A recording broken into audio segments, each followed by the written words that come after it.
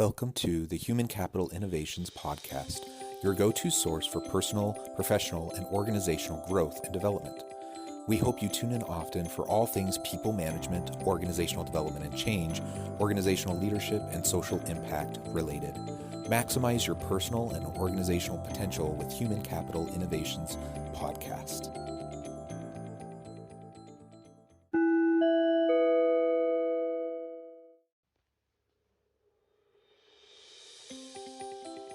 Welcome to the Human Capital Innovations Podcast. In this HCI podcast episode, I talk with Madelaine Claire Weiss about strategies for combating workplace stress.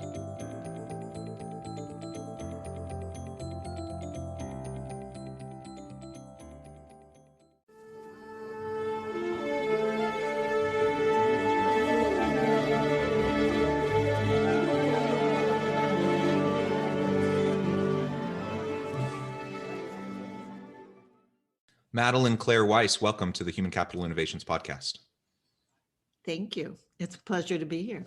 Yeah, it's a pleasure to have you. I'm excited to have a fun conversation about a really important and serious topic. We're going to be focusing on workplace stress and strategies for dealing with and combating the stress that we all feel in the workplace, both as leaders trying to just manage and deal with everything, but also in helping our people as they're trying to deal with the complexities and difficulties of life and managing their own anxieties and stresses, some of which are completely outside of the workplace, but influence the way they do their work, and other stressors that just arise from the nature of the work that they're doing at work.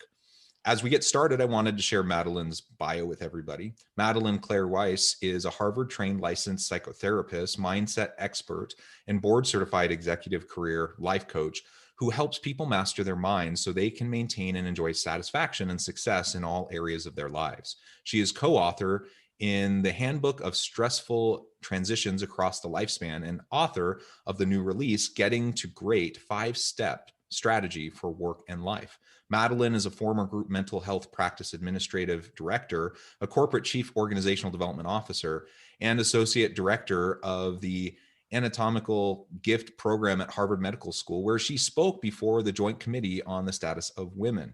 As a corporate trainer, Madelaine designed and delivered programs for such diverse organizations as Harvard Medical School, Legal Services Corporation, and AARP. She has been featured on NBC, Bold TV, Fox TV, appears frequently as a podcast guest expert, including Major, Lindsay, and Africans Erasing the Stigma, has written for the Thrive Global, Authority Magazine's editor list, Up Journey, My Perfect Finance Advisor, and conducted webinars for such organizations as the American Bar Association and Harvard Law School Association, MA. Madelaine is a chapter co-author in the Handbook of Stressful Transitions Across the Lifespan. It is a real pleasure, Madelaine, to have you on the podcast. What a tremendous background and career, and I'm excited to have this conversation. Before we really launch in, anything else you would like to share with listeners by way of background or personal context? No, I was smiling through that because I was thinking that was enough to give me imposter syndrome. Like, everybody knows about that, right? Yeah, but hey, you know, you clearly have the credentials and you have the background. You have the street cred with me, so you don't need to feel like an imposter. I was just listening to that. Thank you. Thank you. I pulled some statistics for all of you on work stress, and it will segue into my why if you have any interest in that. Yes, please. Yeah. So some of what I have pulled out here, and I have a little cheat sheet in front of me, that 77, I think this was a Deloitte study, that 77% of all professionals had reported suffering burnout. And you pointed out that how everything is connected to everything else. I could hear that in what you were saying, and I agree with you wholeheartedly. So yeah, with significant impact is burnout to the quality of their work and their lives everywhere around their work. For couples and parents, reporting more suffering and strife than ever before, obviously with the pandemic. but not necessarily limited to that. Organizations are spending hundreds of billions of dollars a year on workplace stress related issues, and there are over 100,000 work stress related deaths per year. And when I was 15 years old, my father was one of them. So, mouthy little girl that I was, I went around for years believing he died of me, until one day at the cemetery having a conversation with my mother, she said, "No, honey, it wasn't you. It was work." So that tells you everything you need to know. I started out in a microbiology, clinical chemistry, hematology, serology laboratory, went on from there to the USDA Biological Control Lab and cardiac catheter monitor research lab. So I started there, but little by little there was this calling to do this work that I do now. I feel that if I can help save one little boy or girl's mommy or daddy or anybody at all for that matter, I'm doing what I'm here to do. So. Well, thank you for sharing that. And I just can't even imagine the trauma, the difficulty that must be as a young child to lose a parent at any time for any reason. And you highlight the importance of this issue, because burnout, certainly that's one manifestation of stress and anxiety at the workplace. Yeah. But burnout is reportedly on the rise, really at all-time high levels over this past year. People are dealing with and trying to function within an environment where everything's melding together, and they have uncertainty at work, they have uncertainty at home and in their communities, public health crisis, everything related to that. It's just a tremendous challenge and a tremendous burden for individuals, certainly, and for leaders who are trying to figure out how they can support their people, how they can, despite the challenges that people are facing, still, pull together a cohesive team of people that can, work well together and function well and produce and innovate. I mean, it's just an incredible challenge. And challenge and opportunity. Sure. And so let's talk about that piece. Certainly, your book, you talk about strategies on how to cope and deal, and that's one way of looking at the opportunity. But there's all these difficulties, if we can put our framing on in such a way that we can look at them as a chance to learn and grow, there are tremendous opportunities all around us during this past year. So what are some of those opportunities that you see? Well, I'm noticing in the people that I work with, a lot of the angst is because they're not learning and because they're not growing. The bird wants to fly and the tree wants to grow, and so do we. And I think that's one of the best kept secrets, that it's not your boss and it's not the spouse and it's not the weather, that there's, just like I was doing this and this and this and this and felt, heard this sort of calling to be doing something else. When we get quiet enough inside, and I teach people how to do that, we can hear that guidance that helps us to grow, so people don't feel so stuck. Humans have this enormous tendency to blame persons, places, things, circumstances. So Sonia Lubomirsky in The How of Happiness did a lot of research, and she's got this pie chart. And she shows that only 10% of our happiness hinges on all those things we blame everything on. She says that 50% of it is like your appy stat, for weight, everybody has like kind of a set point. Well, for happiness, we have kind of a set point also. And then there's this 40% where we can really make a difference in our lives. And I noticed my clients doing so well and making a difference in their lives. So at some point, not too long ago, I said to myself, so what is going on here that is going so well? Like, what accounts for this? Because they're all so different from each other in age and ethnicity and occupation and gender. And I have such a varied background with the business degree and the psychodynamic training and licensing and all of that. And by the way, I don't even know if I mentioned to you, I've been studying Advaita Vedanta pre-Hindu for over 20 years. Not a lot of people know that. Well, now a lot of people know. So my toolkit is so diverse, it's so varied. And then the people I work with are so different. So I said, what's the common denominator here? And that was when I came up with these 5 steps, the 5-step strategy. These are these 5 steps that they all go through that accounts for the smile. Yeah, that's great. And we'll get into those here in just a moment.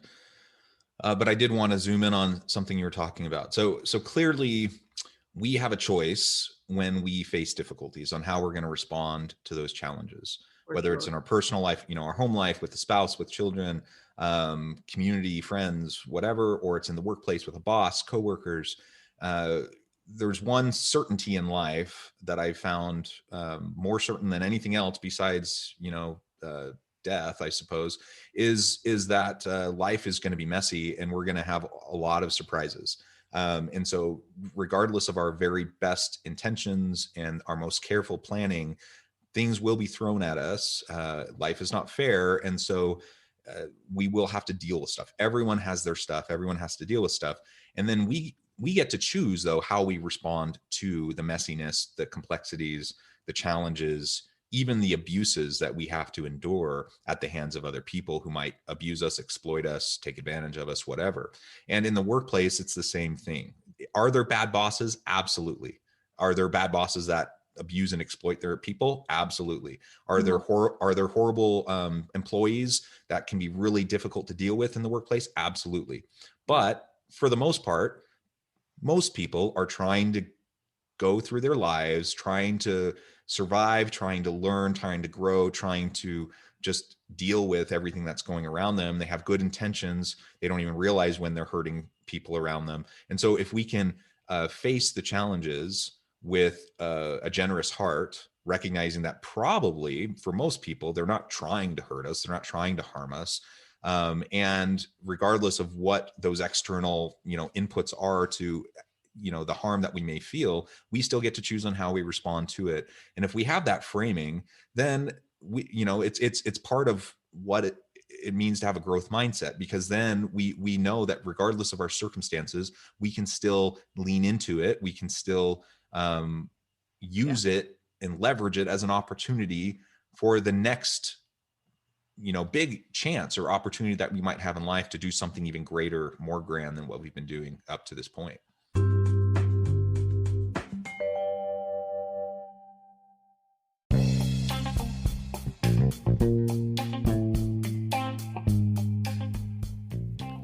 I'm excited to announce the publication of my new book from HCI Press, The Alchemy of Truly Remarkable Leadership: Ordinary, Everyday Actions that Produce Extraordinary Results. Consider how the nature of work has shifted over the past 50 years. With increased globalization, rapid technological advancement, and the shift in economic composition, the average job of today looks very different than the average job of 50 years ago. What will the jobs and organizations of tomorrow look like? Moreover, what does this all mean for organizational leaders? What are the core competencies and capabilities of organizations and their leadership that are prepared for continued disruption and geopolitical and socioeconomic shifts? Regardless of what the future holds, increasingly, leaders need to be socially minded, data-driven, decisive, champions of talent, and disruptors of the traditional notions of leadership, teams, organizations, and work. The Alchemy of Truly Remarkable Leadership will help you to explore your own leadership competencies and capabilities and consider ways to apply and implement them into your workplace and personal life.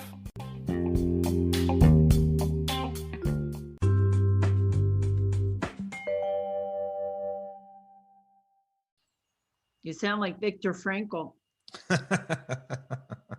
I'll take that as a compliment. You should. In between stimulus and response, there is a space.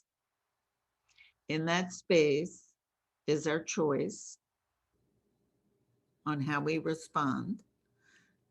And with that choice comes our growth and our freedom, which is essentially what you just said, which is why I said you sound like Viktor Frankl.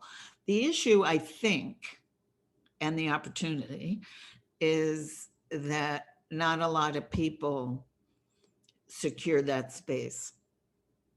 So for many of us, particularly the more and more stressed people feel, there's stimulus and there's reaction, and there isn't space. So there's Dan Siegel has the hand model of the brain. Can your viewers see us, or is this audio? Both. So if they're on YouTube, they'll be able to see us. If it's just the podcast, it'll just be audio. Okay, so I'll try to describe it too. So this is the hand model of the brain. And this is the center of the brain, the area where the amygdala is. So that's the thumb. If you're making a fist out there for the listeners and your thumb is going wacko, it doesn't like what's going on out there. It's either feeling threatened or it's feeling way too excited about something that it thinks is positive. But in any case, it's reacting. And when that happens, according to Dan Siegel, and my clients find this very useful, it knocks the executive functioning brain offline. So where it would be better if this were calm enough that there could be brain integration. So the reactive part of the brain could say there's something going on here. And if it's not so out of control that it knocks it offline, the higher brain is integrated with it and can say, thank you for letting me know, I'll take it from here. So you have your higher brain, the smarter part of you, or me, or anyone, driving the bus. We don't want this flipping out thing driving the bus. So it's data, but not directives. And when we quiet the mind enough, and if we have time, we can do a 30-second mindset reset that kicks it right upstairs to the higher brain. So you have your higher brain in charge, but you need to be quiet enough inside for this to happen. People worry that they're going to go brain dead and they're not going to be clear and they're not going to be focused. And that is exactly the opposite of what happens, actually. And my clients tell me so. Well, and you've already referred to it a couple of times just in our conversation, but you have to find ways, you have to have opportunities to quiet your mind, to take the opportunity to self-reflect and to just sit with yourself if you hope to be able to deal with these stressors, the anxieties that we have, and to find a kind of a mindfulness, a peaceful place amidst the turmoil. That can only happen as we quiet ourselves, and you can do simple breathing exercises to help with that. Get outdoors, walk your dog, whatever. Like, there's so many different ways to do it, but you got to do it, and you have to do it consistently every day. And if you do, I mean, I recognize it does take a little bit of commitment and time, but not a ton of time. And just some small, simple things can make a big, big difference. 30 seconds. By the way, I just posted this morning. I post weekly on, you mentioned the dog. Did you know that they did a study where if people had their pets with them, or there were three groups, you either had your pet with you, or you were just thinking about your pet, or there was no pet. And of the three groups, the ones who had their pets with them and also or thought about their pets could generate more goals and more confidence in their ability to achieve them than the petless people, which I thought was amazing. You want to upgrade your goal setting and achievement? Hang out Well, with. I mean, that certainly strikes true for me. I have two dogs. Everyone who listens to the podcast knows I talk about my dogs from time to time. I have two dogs. We go on at least a couple walks every day, and it's like, the best part of my day. So it's wonderful. Do you do you gaze into each other's eyes? Because that was part of what I posted. Also. No, I'm um, kidding. yeah, There is I'm not sure I gaze into their eyes like my wife likes me to gaze into her eyes, but we do look at each other. well, apparently it increases the oxytocin for the dog also, if it's the kind of dog who will let you do it.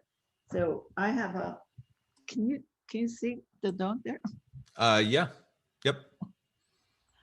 That's Raphael Leonardo, Very good. and he likes to eye gaze. So Well, that's excellent. So there's a clear why behind this. I think it's important from a human standpoint, from a moral, ethical standpoint, that we take care of ourselves, that we take care of our people. But there's also a business case for this too. When you take care of your people, they produce better, they work better, they'll be more effective, they'll have better goals, like you said.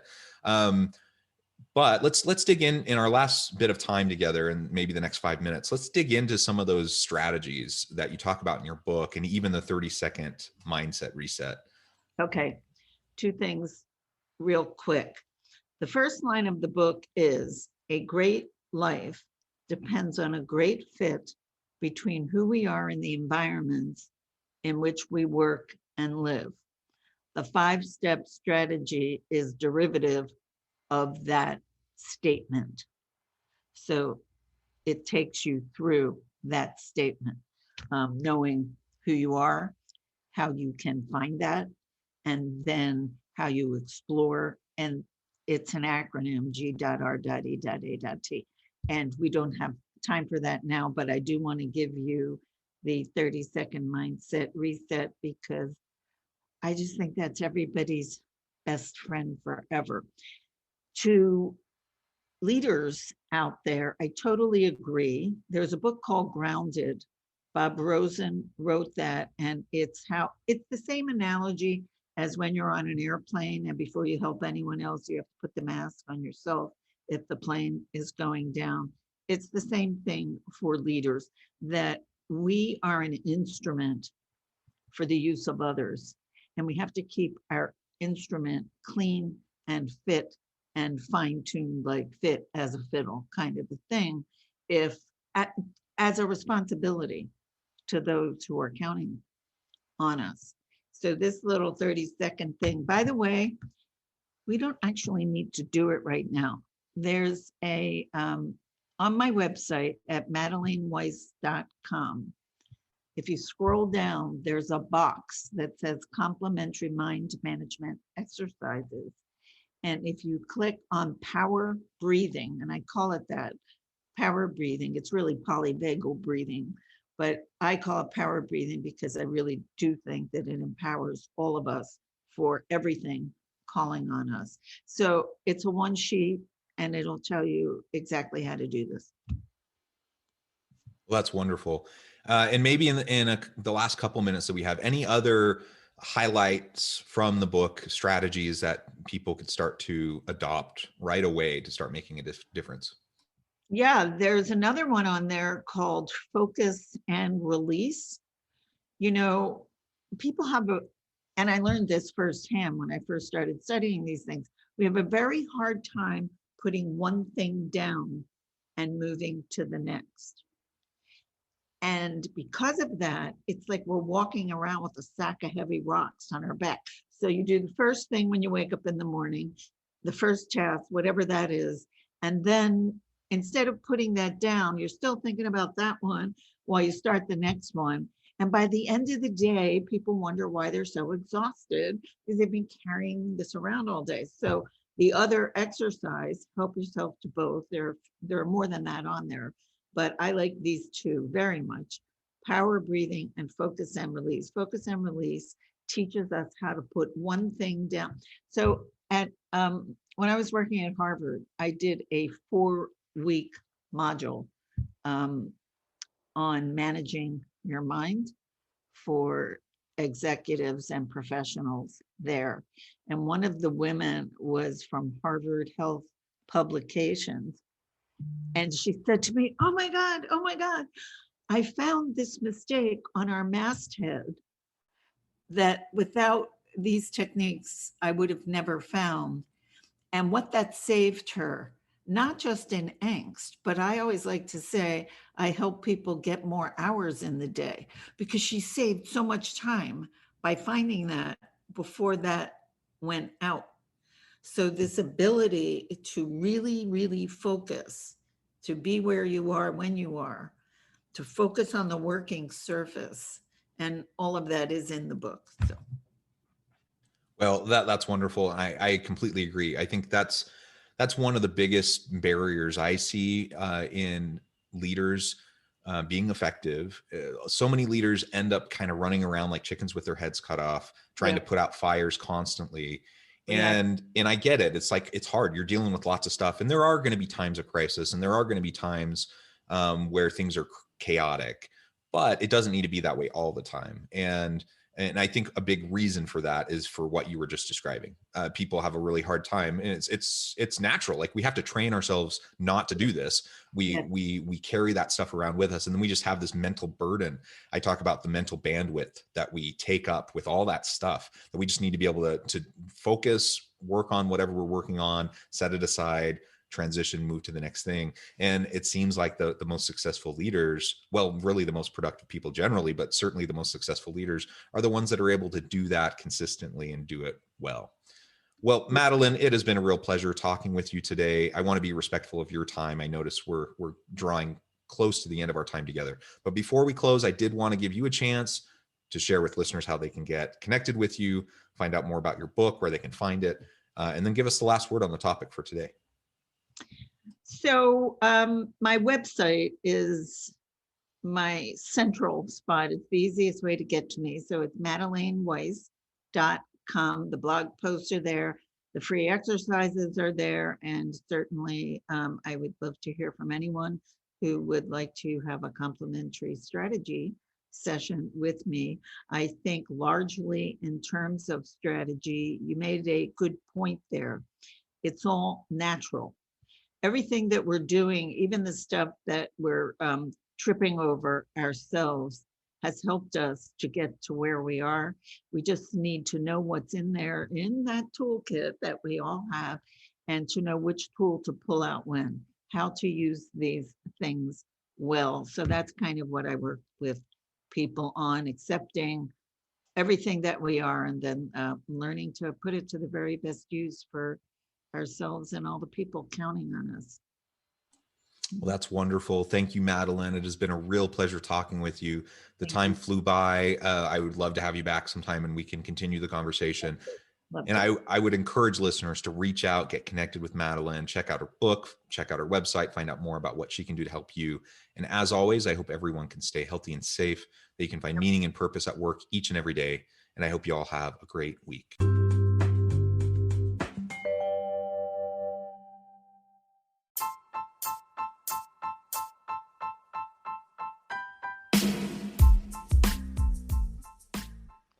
We are excited about the launch of HCI's new magazine, Human Capital Leadership.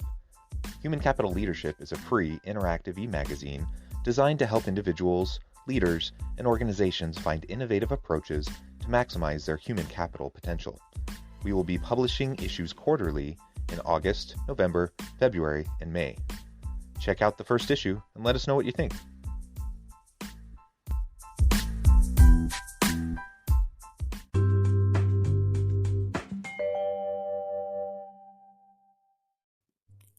Thanks again for joining us for this episode of the Human Capital Innovations Podcast. I hope you stay healthy and safe and that you have a great week.